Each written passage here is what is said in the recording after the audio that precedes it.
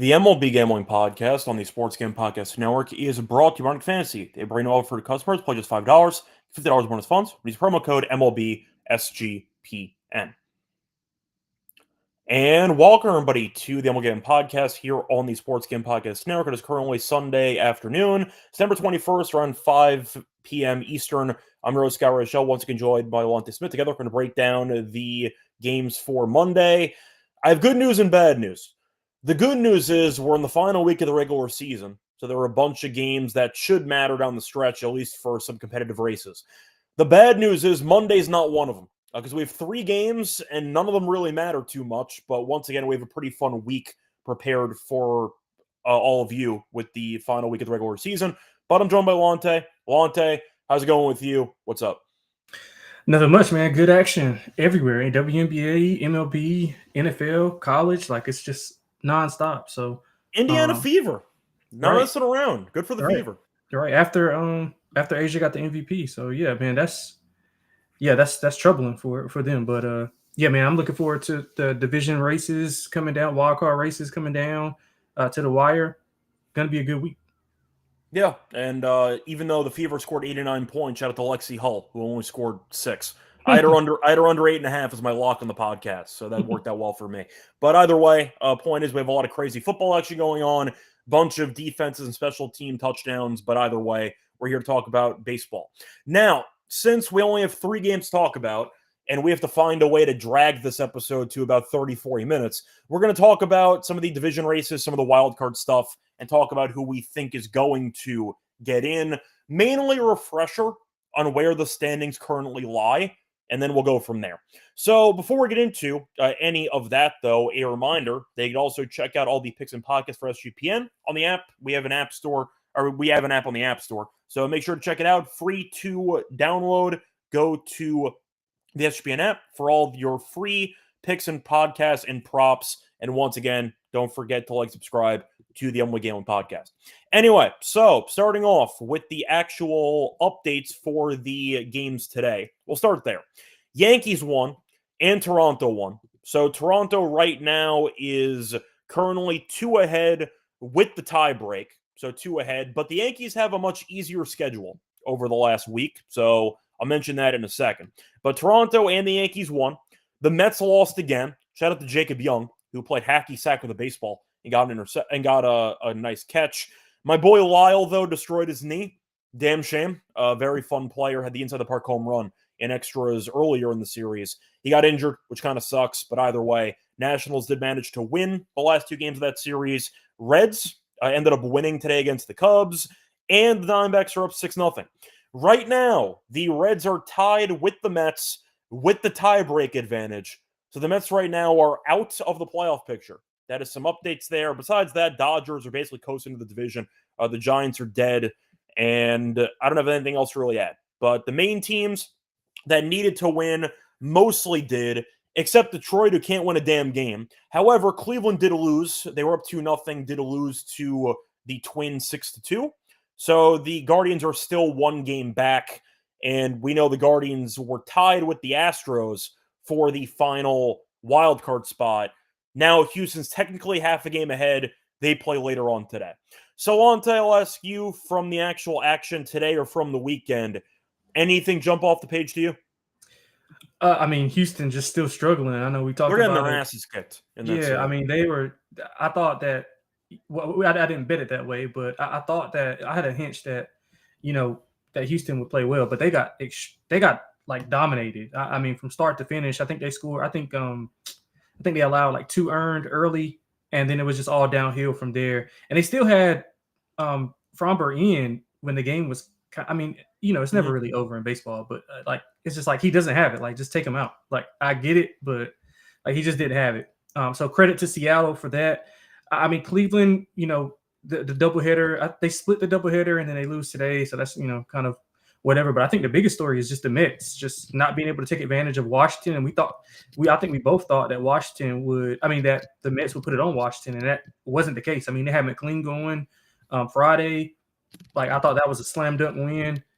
They just, they're just being the Mets, typical Mets. But I mean, I'm shocked by that, especially with them not being able to take advantage of Washington. Atlanta's playing well. I mean, where was this Atlanta? You talked about Detroit, and where was this Atlanta 2-3 months ago? But Yeah, other we than were that, waiting for it. yeah, They never showed up until now. Yeah, definitely, I was for sure. But yeah, man, it's great action coming down to the wire. I know you talked about the Toronto coming only being 2.5 up. I think that's still intriguing as well with who the Yankees play this week and who Toronto plays this week. So we could be in for last day shenanigans. And also worth mentioning, the Guardians actually play against the Tigers in a 3-game set starting Tuesday. A lot of drama going on. But to get into a bit more of the actual details here.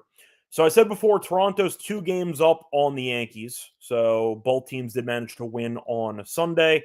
For Cleveland, they're currently half a game back of Houston. Houston, I said before, does play against the Mariners later on today. Seattle officially clinched a tiebreak over Houston because they won the first 2 games of their series, but they play later on today. So they're currently 2 games ahead of Houston.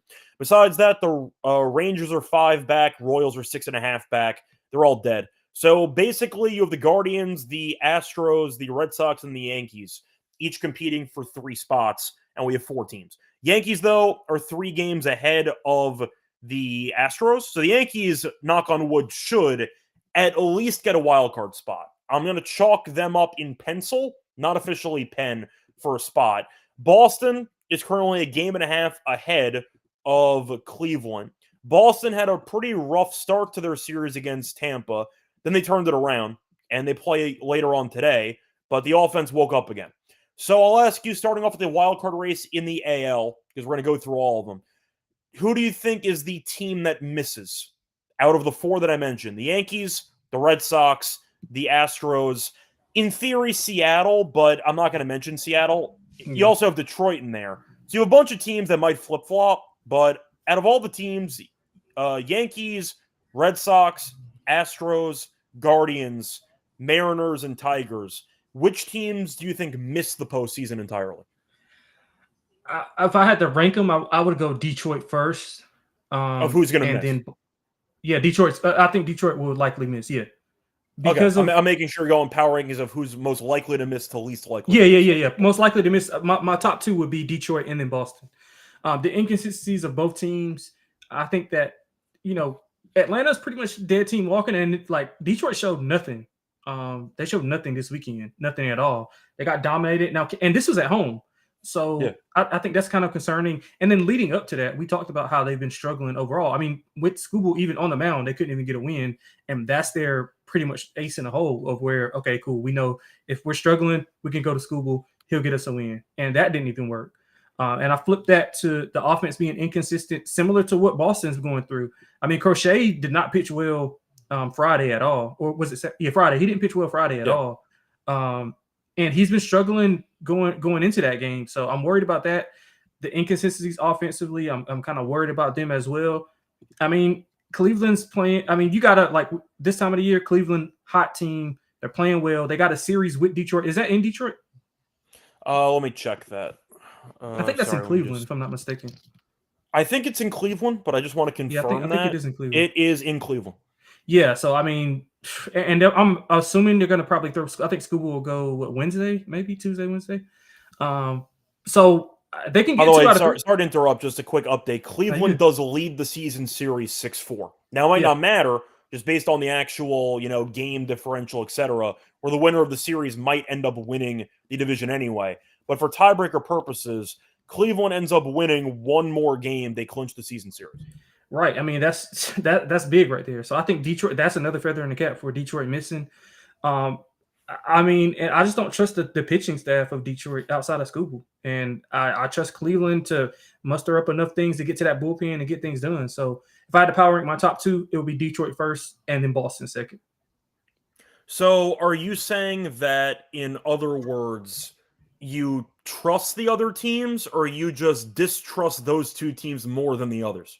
Cop-out answer, but it's probably a combination of both. Simply because of, those 2 teams are the teams that I just trust least.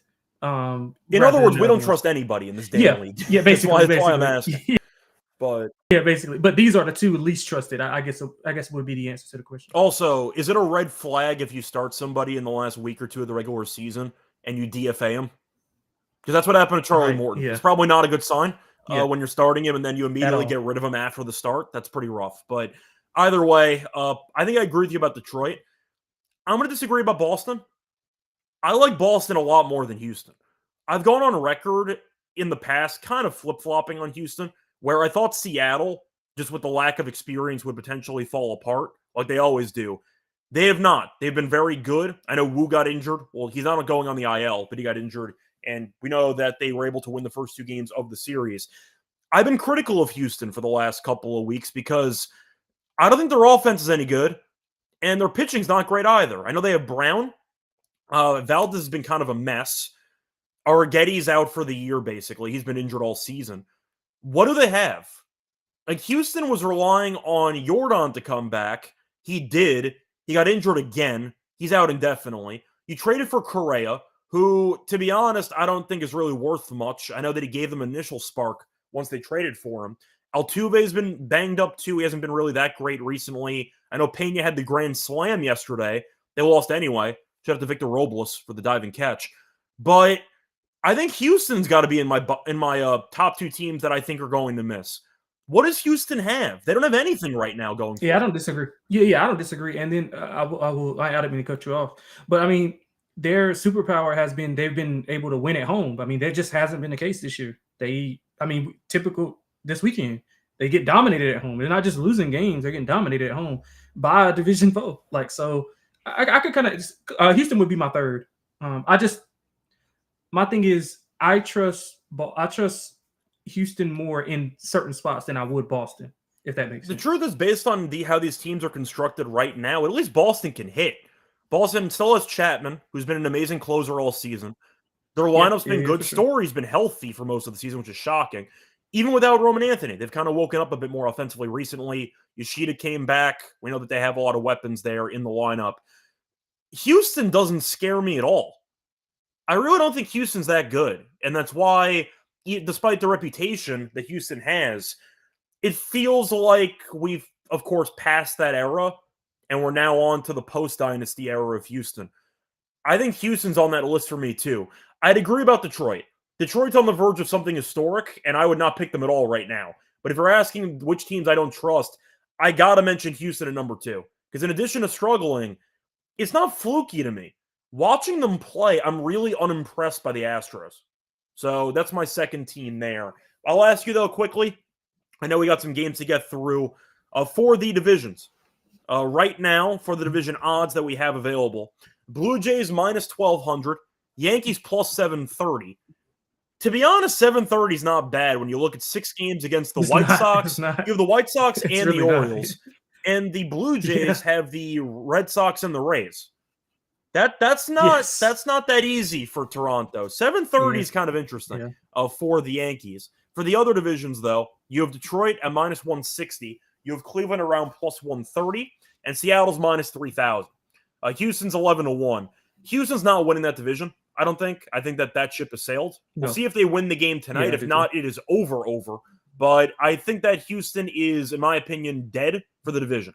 So I'll ask you, for the Yankees and Blue Jays and for the Tigers and for the Guardians, I'm going to skip the Dodgers and Padres. Dodgers are going to win that division. So what do you like? What's your prediction for the AL East and the AL Central?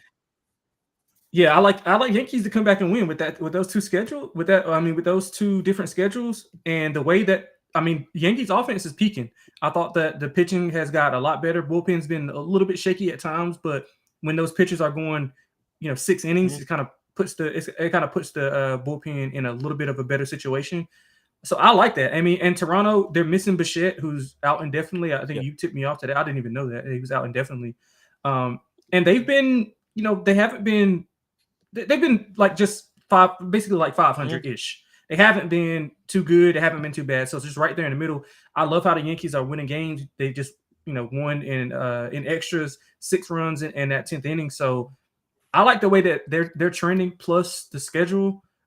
I think that's a solid bet. I'll put like a quarter of a unit on that. And then we talked about the Cleveland-Detroit thing. I mean, Cleveland's got those 3 games at home. I think that's it depending on who goes. I'm assuming obviously Scuba's going to go in one of those games, so you're assuming that they're going to be a heavier dog in that game.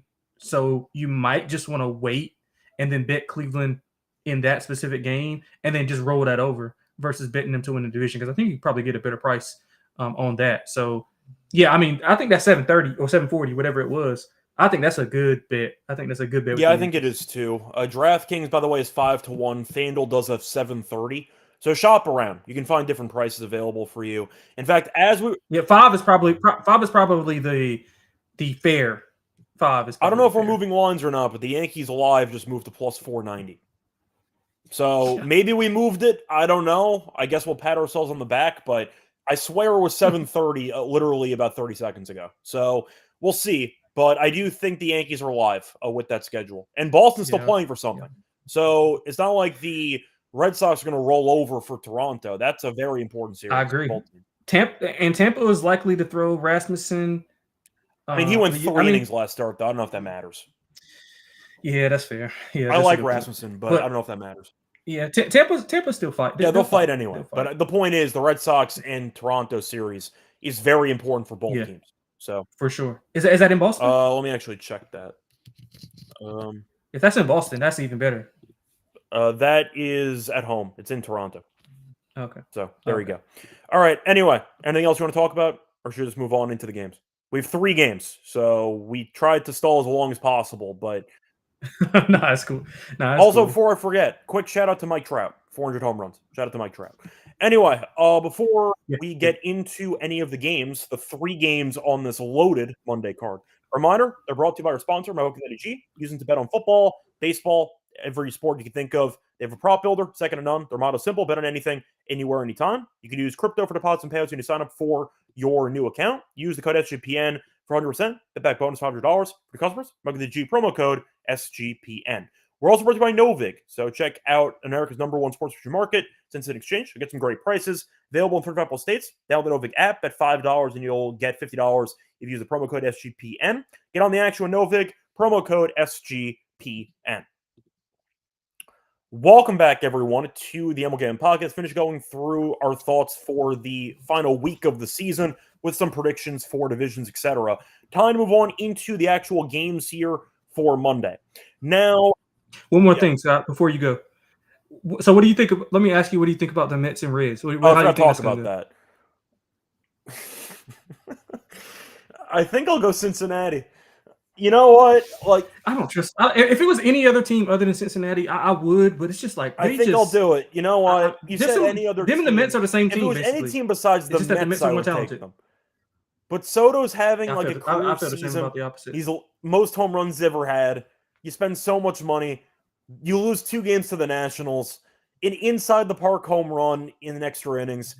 A bobbled ball that the outfielder kicks up into the air for a catch.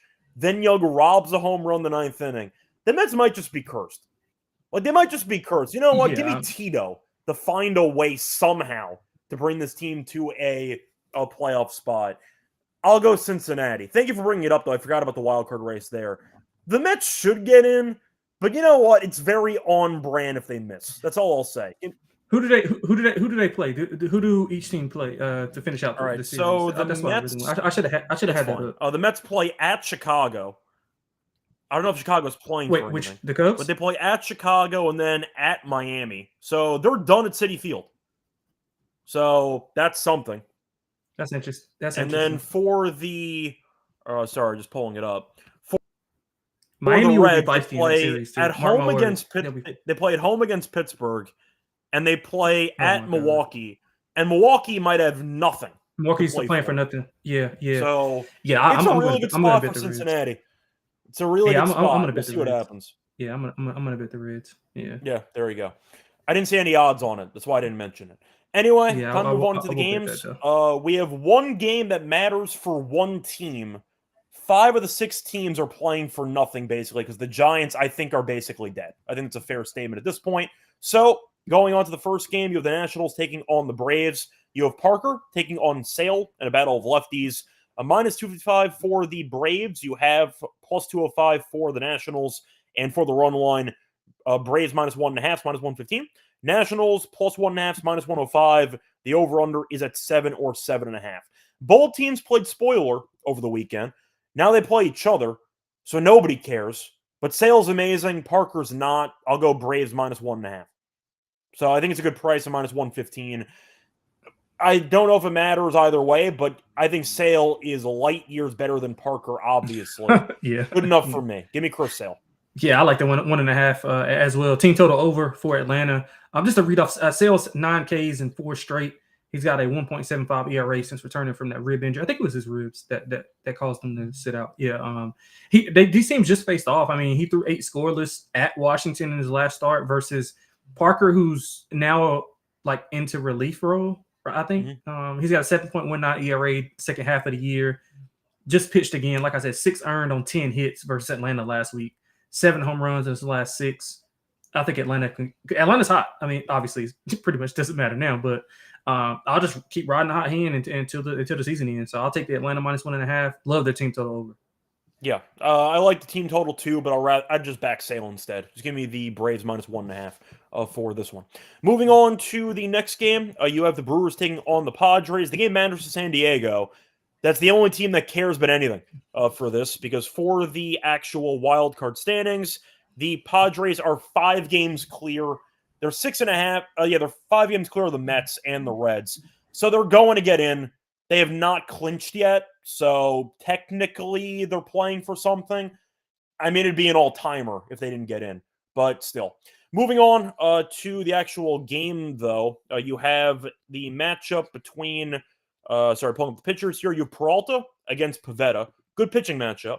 For the pricing, you have San Diego being favored -130. You have the Brewers at around +110. For the over-under, I see 7 for this game.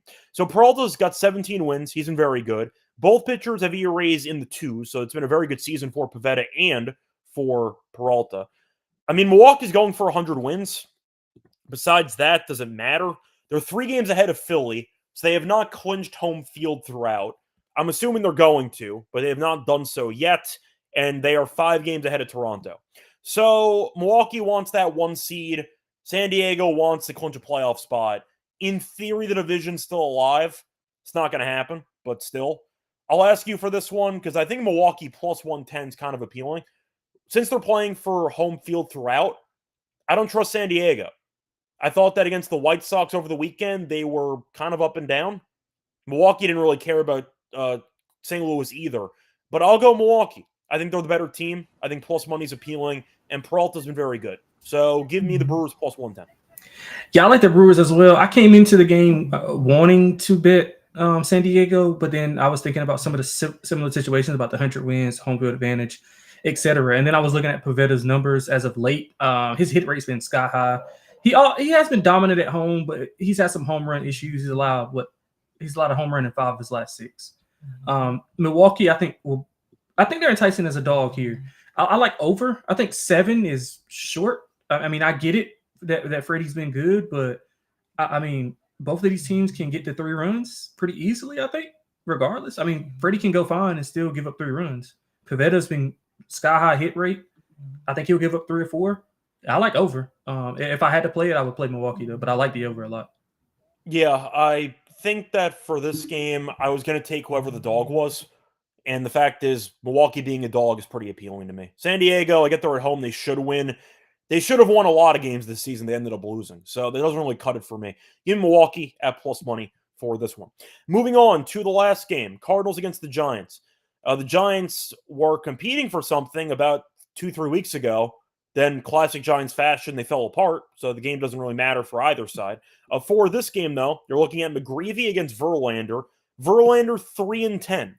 Will this be the last start of his career? We don't know. It might be. We'll see. But either way, point is, might be the end of Verlander's career. So we'll see. I'm assuming he'll come back next year. He's actually been okay over the last couple of weeks, but who knows?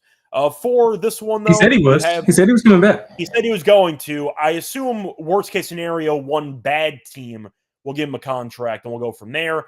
Maybe Atlanta will sign him. They signed Fetty to a deal. Why not? They picked up Carrasco. Maybe Atlanta ends up giving Verlander a spin. We'll see what happens. But either way, it might be his last start for the Giants.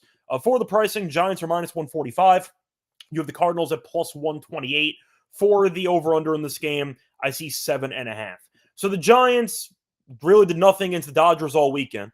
St. Louis was pretty good against the Brewers over the weekend. And we know Verlander, though, has been pitching well recently. For the Giants, though, they have lost 7 of their last 8, complete free fall. Verlander has, though, kind of turned a corner. He's allowed one run, actually, in his last 4 starts combined. He's been amazing, and the Giants can't really hit. Give me the under in the game. I know McGreevy might not be that great. He's been better on the road than at home. 7.5 in this ballpark feels pretty high to me. Give me the under 7.5. Yeah, I don't disagree. I kind of was looking at the team total over for San Francisco because of McGreevy. I mean, he's allowing a lot of contact. San Francisco, obviously not a power hitting team, but they are hitting righties well. 7.67 OPS versus righties this month. Verlander's been extremely well. I mean, 0.87 ERA in a 5-game stretch that you talked about. I mean, he has been better on the road than at home, so I can give you that. He's giving out great length, but kind of inconsistent. I would go with San Francisco's team total over. I think, honestly, to be honest, I think 150 is short. To be honest, I mean, maybe I'll pair them with Atlanta and to get a decent price on the money line parlay. But I think 150 is kind of short, especially with how well Verlander's pitching. And this is likely his last start of the year. So yeah, I'm saying with the Giants minimum, you could argue that he'll come back next season. I think he's earned a spot next year because the last 4 starts have been absolute lunacy. I could see Atlanta trying to sign him, a random playoff team that needs a number 5. Yeah, the Dodgers will take him. No, Dodgers go for younger guys. That's fair. So I think Atlanta makes sense. One of these maybe fringe contender teams might give him a shot. I said the Yankees giving him a shot. Who knows? Mets, maybe. I mean, Mets already had him. That didn't work out. So I can see that, though. I can definitely see him doubling back, though. I can see that. I'm trying to think. Like, Philly, I mean, Bueller's been okay recently. Maybe Bueller would start, but I could see a couple of playoff teams, fringe teams, giving Verlander a flyer. Boston, maybe. You know what I'm saying? Like, you can never have enough starting pitching. Yeah. So if you think he's not washed, and he's proven over the last month he's not washed, you probably give him something. So I think you're right. He's probably not going to end up being forced out of the league, but it's probably his last start in San Francisco. So I like the under in the game. You like the Giants. And that's going to wrap it up for the games. Once again, a really awful card, but it's fine. It's the calm before the storm because you have 3 games in order to pace every team in the league into playing out the rest of the season with no days off. So once again, a pretty bad card on Monday. It sets up a great final week for the season, and we'll see how everything else unfolds. Anyway, it's going to wrap it up for the games. Before we get into the lock and dog picks for the games, a reminder, they're brought to you by our sponsor, Arctic Fantasy. Use them to play Pick'em. Go in 5 times your entry, pick higher or lower on your favorite player stats, and you can win, once again, a bunch of money. Also, a great new offer for new customers. Play just $5, $50 bonus funds with promo code MLB SGPN. We're also brought to you by Rhythm. They're off to a great start in college football in the NFL. They have a new leaderboard system with weekly cash prizes for tracking your bets in the app. Track 5 bets from any type from any model that you build, and you can win $1K. Again, the bets do not have to win. Just track the bets. That's all you have to do. But you can win $1K if you do so. Use the promo code SGPN25 when you download the Rhythm app for a quarter off your first month. Download the Rhythm app. Use the promo code SGPN25 for a quarter off your first month. Welcome back, everyone, to the MLB Gambling Podcast. Finished going through all the games for the card. Time to move on into the lock and dog picks. Lonte, what's going to be your lock and dog for the show? Yeah, so I'm going to lock up that over in Milwaukee, San Diego. I mean, I think that's just too low with the way these offenses can get going. I mean, 3 runs is still a solid game. I mean, a solid game for both pitchers. So I'm going to go with over 7, Milwaukee and San Diego. For the dog, I'm going to go with the San Francisco minus 1.5. So just taking a big swing. I mean, I don't really trust McGreevy. I think Verlander's been fine. They can win this 3-1, and we can get out 145. Yeah, we can get out really clean with a 3-1 victory. St. Louis played really well. I think I hit them as my dog on our last show. It was Mikolas, I think. Yeah, Mikolas have been going good. I know McGreevy's been better on the road, but I trust him a little. I trust Verlander at home in maybe his swan song. So I'm going to take the -1.5 plus 145 for the dog. All right. So for my lock, I'm going to go with the under in that Giants game against the Cardinals. It's at 7.5. I see -105. You're looking at Verlander, who's given up 1 run in his last 4 starts combined. McGreevy, though, has given up less than 2 earned in 3 of his last 4. The last 2 starts, 13 innings, 1 run. So I don't trust either offense against these pitchers. I think it's an underrated pitcher's duel in this ballpark. Give me the under 7.5. Feels pretty high. I'll go with that as my lock.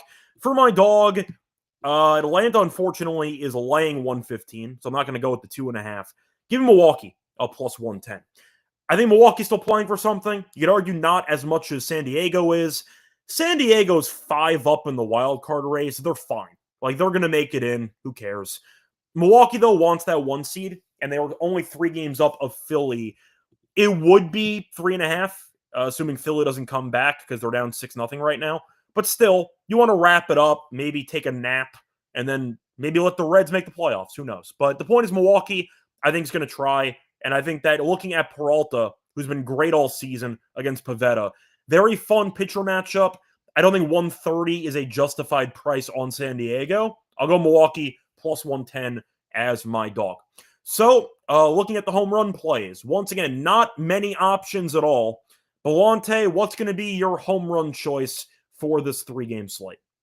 What do you like? Yeah, man, hit 1 of 2 over the weekend with Mookie Betts. George Springer didn't get there. He probably got tired of me picking him, but he's not on the card today or for tomorrow. So I'm going to go with Matt Olson tomorrow. We talked about Mitchell Parker's home run issues. Matt Olson, if you look at his game log for September, he's been really, really good. He's just not. I think he's only hit like 2 home runs during that span, but he's got multiple multi-hit games. I like him against Mitchell Parker, so I'm going to take him to go long tomorrow. Yeah, I see ESPN's listing Gore now as the pitcher, but that can't be right because I believe he pitched on the 17th? Yeah, pitched on the 16th. It might actually be Gore going in this game. Yeah, I still like it. Okay. I was just saying, so it might actually not be who he said. It might end up being Gore. So keep that in mind. That was just changed. So keep an eye out for that. For my home run choice, well, I mean, Gore still has 19 home runs allowed. So that could be problematic there. I'm picking basically no runs in that Giants game. And it's a good pitchers matchup in San Diego. So I guess I'm forced to take a Brave. I'm going to go Acuna for this one. Acuna's been good recently. He has decent numbers against Gore. And you're looking at the numbers. He's batting .333 on base of .556 with a home run. I'll go Acuna no matter who's pitching. Give me Acuna in that one. With Gore, by the way, being listed, maybe the under is worth a look in that game, but yeah, I'm not going to bet that. Yeah. But either way. So going to wrap it up, though, for the show. We'll have more games for Tuesday. But until next time, find me on Twitter, Reichel Radio. Find him on Twitter at XXLonteXX. We'll have a prop show. Actually, are we having a prop show? There's 3 games.